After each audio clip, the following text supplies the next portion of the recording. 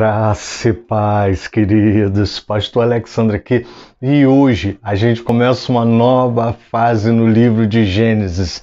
Nós vamos estudar Gênesis capítulo 37. Mas eu vou colocar a vinheta para passar. Não esquece não, curte, compartilha esse vídeo, se inscreve. Não deixa de fazer a tua parte não. Vamos espalhar a palavra de Deus. E depois da vinheta, vem comigo que eu vou te explicar. Gênesis capítulo 37. Amém, querido?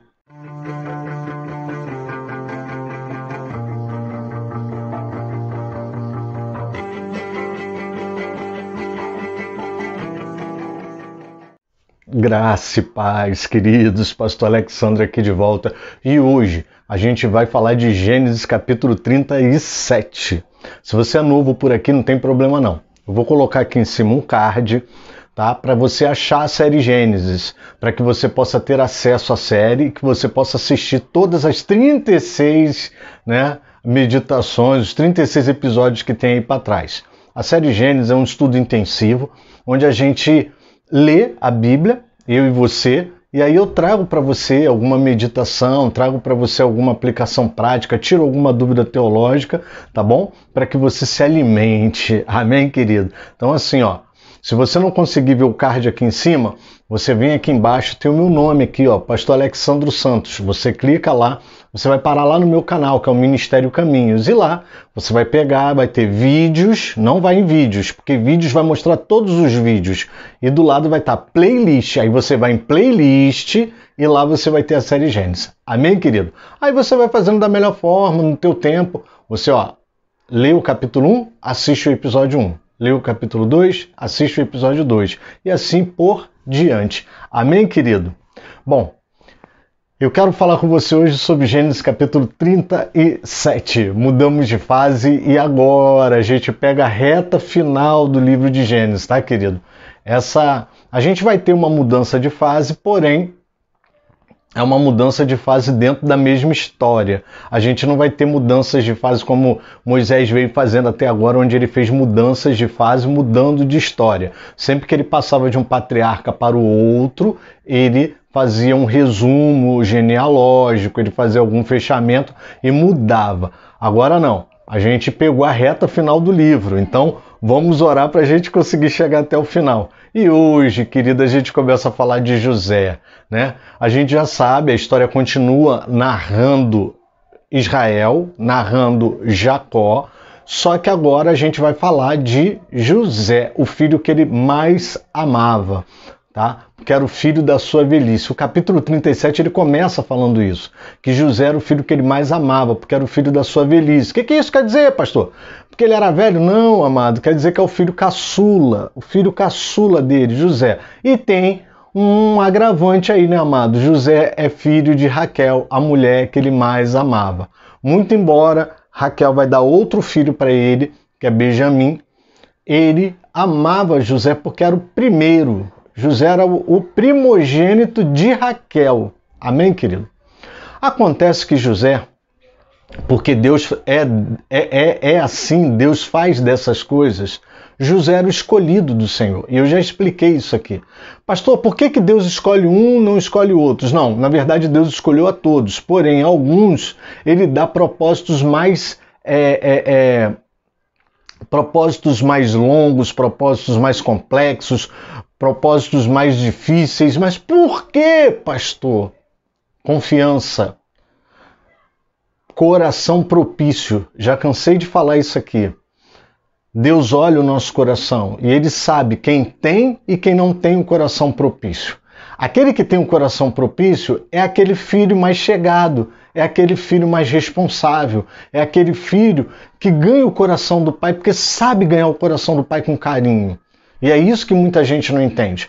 Uma vez uma pessoa perguntou para mim, pastor, Deus tem filhos prediletos? Não. Deus ama a todos igual. Não há nada que nem eu nem você possa fazer que vai fazer Deus chamar mais ou menos. Nada disso. Acontece que o nosso empenho em buscar a Deus, o nosso empenho em agradar a Deus é que faz a grande diferença. Em uns, Deus vê um coração propício a buscá-lo. Em outros, Deus já não vê esse coração propício a buscá-lo.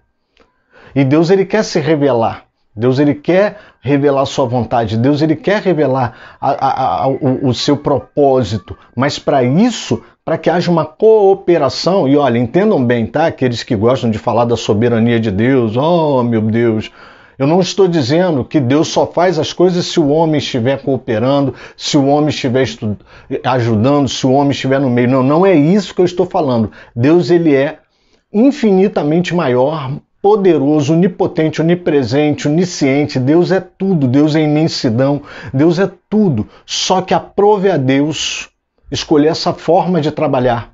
Deus trabalha junto com o homem, principalmente quando os propósitos envolvem o plano salvítico, principalmente quando os propósitos envolvem algo que interessa ao próprio homem. Então Deus quer pessoas que tenham a capacidade de admitir que Ele é Deus, que reconheçam que Ele é Senhor, que se coloque, se prostre diante dEle e admitam que Ele é Deus, admitam que precisa dEle. É isso, amado.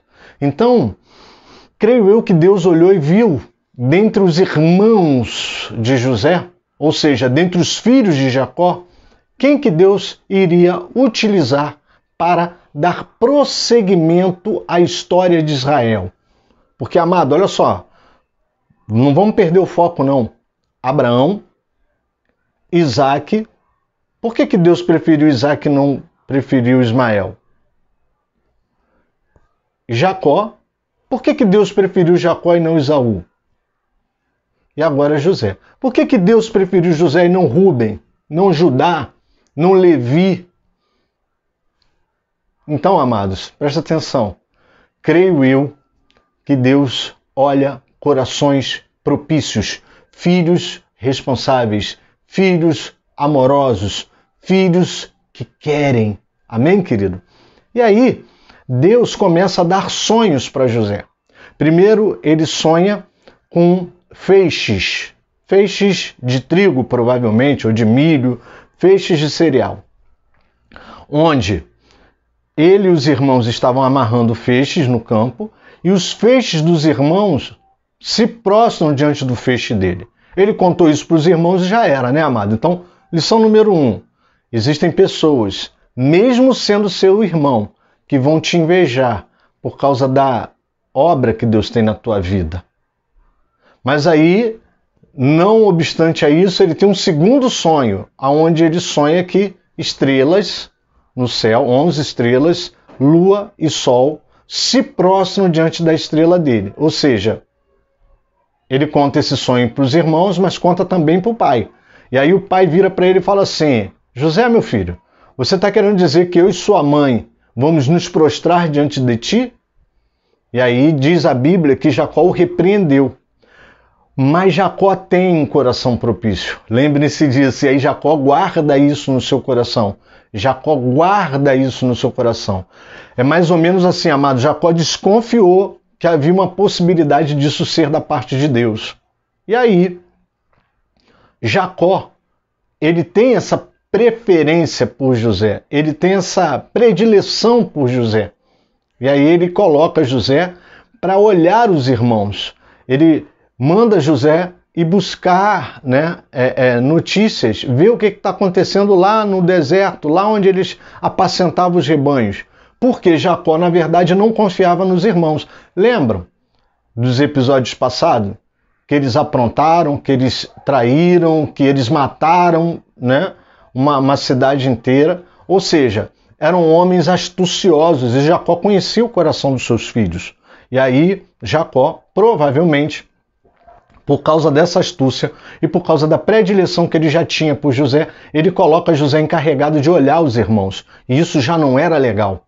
Então, José era conhecido como sonhador, porque ele tinha sonhos da parte de Deus. José era um dos filhos encarregados de olhar os irmãos. Isso não era legal. A Bíblia vai dizer nesse capítulo, eu não estou lendo, tá, amado, porque é um capítulo grande, que os irmãos o odiavam. Tinham inveja dele. Lição número 2, amado. Cuidado, porque tem gente que vai te odiar, tem gente que vai te invejar, pelo simples fato do teu pai te usar, do teu pai te dar incumbências, do teu pai te dar responsabilidades. Não era fácil. Ele sabia que ele ia passar por uma retaliação, sempre que ele ia passar por uma retaliação. Diz a palavra, você lendo aí o capítulo 37, que quando ele vai se aproximando dos irmãos, os irmãos falam, ó, lá vem um sonhador. Havia uma encarnação nele, né, amado? Até porque o sonho dele, Deus faz dessas coisas, né, amado? Dá sonhos pra gente que a gente não tem como contar para as pessoas, porque se a gente contar, as pessoas vão nos tirar de maluco. Pois é. Então ele era zombado, ele era retalhado, então fazer o quê? E o pai, né, José, ainda mandou fazer uma túnica talar.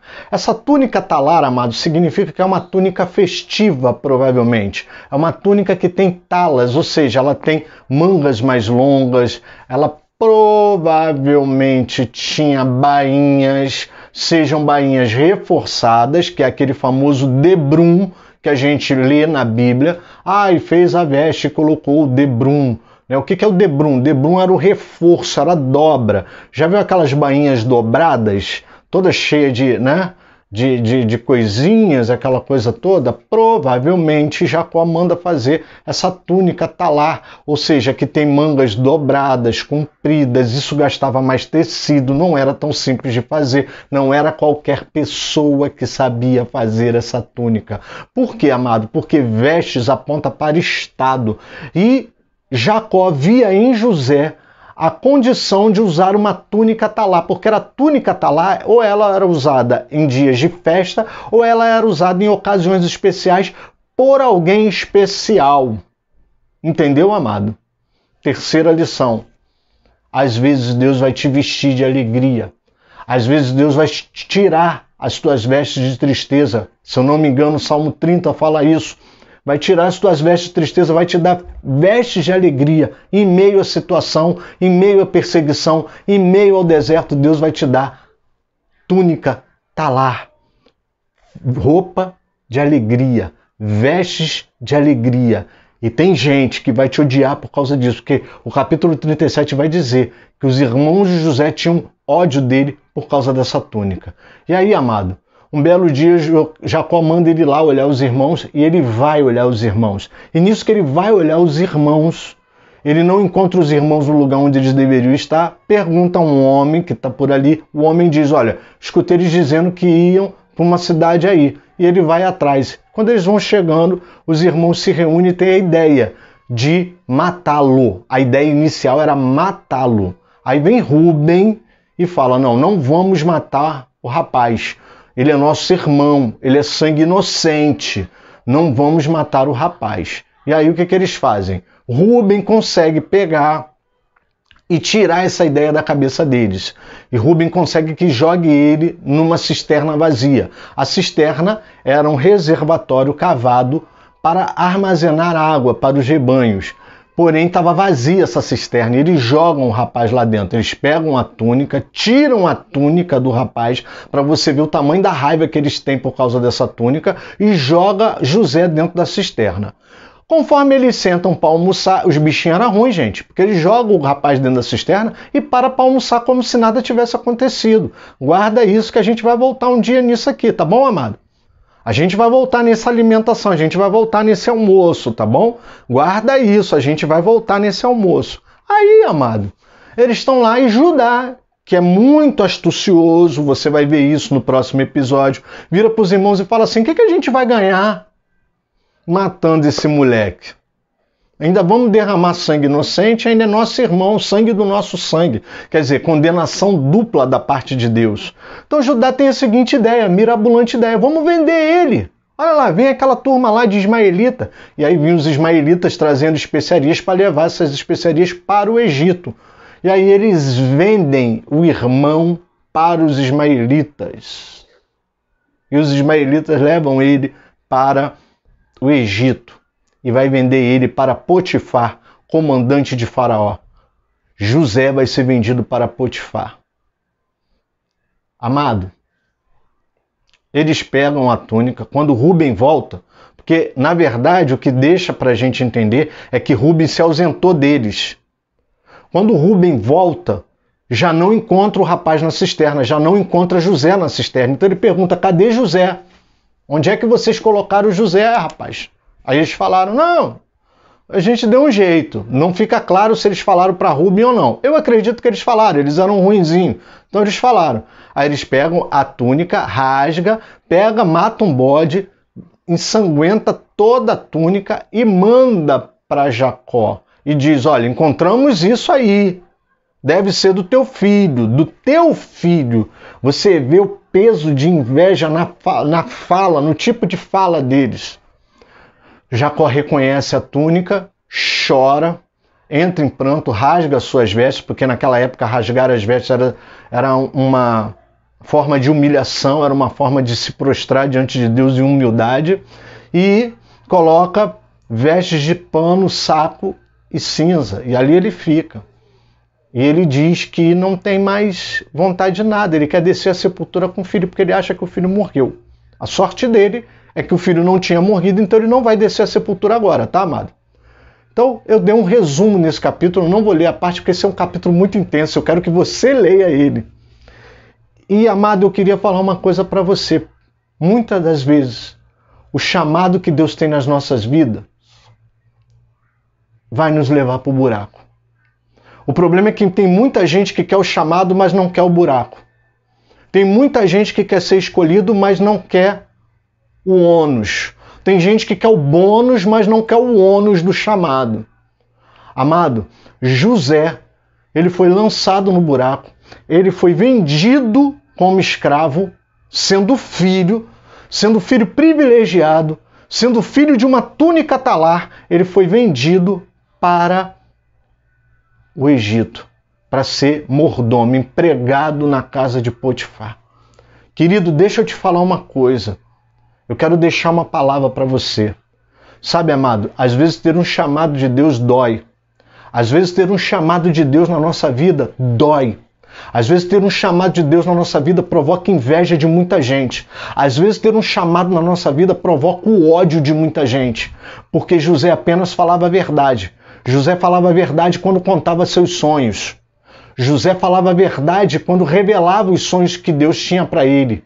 José falava a verdade quando encontrava os irmãos fazendo coisa errada no deserto, lá apacentando os rebanhos. Você veja que eles matam um bode para ensanguentar a túnica, quer dizer, eles tinham poder de mando sobre os animais que eram do pai. Então, amado, eles são capazes de fazer qualquer coisa. Então presta atenção numa coisa, amado. Ter um chamado diante de Deus dói. Ser chamado diante de Deus dói. Ser chamado diante de Deus provoca inveja. Ser chamado diante de Deus provoca ódio. Ser revestido com a alegria de Deus, uma mudança de estado para a nossa vida da parte de Deus, provoca o ódio de muita gente. Então, amado, deixa eu te falar uma coisa. Quando você tem um chamado, entenda que ainda que esse chamado corra riscos, Deus é contigo. Deus, ele vai dar a transformação desse chamado em realidade. Deus é quem vai mudar a tua sorte. Deus é quem vai mudar toda a perspectiva, porque Deus é fiel, amado. Deus é quem faz, não é ninguém quem vai fazer, é Deus quem faz. E Deus vai mudar a história de José. E a gente vai ter o prazer de falar isso aqui ainda na série Gênesis. Mas guarde isso hoje, que ser chamado por Deus não é ter só bônus, tem o ônus também. E vem de quem está mais próximo a você. Amém, amado? Fica com essa palavra, não esquece não, curte, compartilha, manda essa palavra para alguém, porque tem muita gente sofrendo por causa do chamado e achando que se enganou, que não foi chamado, mas não, foi chamado sim. Amém, amado? Fica com Jesus, querido.